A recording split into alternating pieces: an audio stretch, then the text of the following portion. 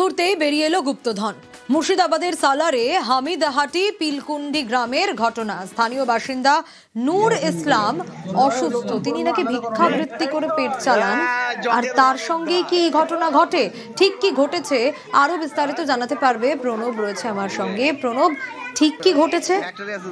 দেখো, সালাদের পিলকুন্ডি গ্রামের এই নূর ইসলাম বয়স্ক লোক ভিক্ষাবৃত্তি করেই তিনি কিন্তু তার জীবিকা নির্বাহ করতেন। তাই এখন এতটাই বয়স হয়ে গিয়েছে যে বাইরে ভিক্ষাবৃত্তিও করতে পারেন না, এবং যে মাটির ঘরটা ছিল সেটাও কিন্তু একদম পুরোপুরি ধ্বংসাবশেষের মতন হয়ে গিয়েছে। তাই প্রতিবেশীরা ঠিক করেছিলেন যে তার যে ঘরটা, যেহেতু শীত পড়েছে তাই থাকতে পারছেন না, সেই কারণে ঘর নতুন করে ঘর করে দেবেন, এবং সেই ঘর খুলতে গিয়েই কিন্তু এই গুপ্ত ধন তার কিন্তু পাওয়া যায়। এবং দেখা যায় যে বস্তার ভেতর তোমার প্রচুর পরিমাণে টাকা রাখা আছে, এবং 10 টাকা 20 টাকা তারপর পয়সা, প্রচুর পরিমাণে টাকা। তারপরে কিন্তু গড়ে দেখা যায় কয়েক লক্ষাধিক টাকা।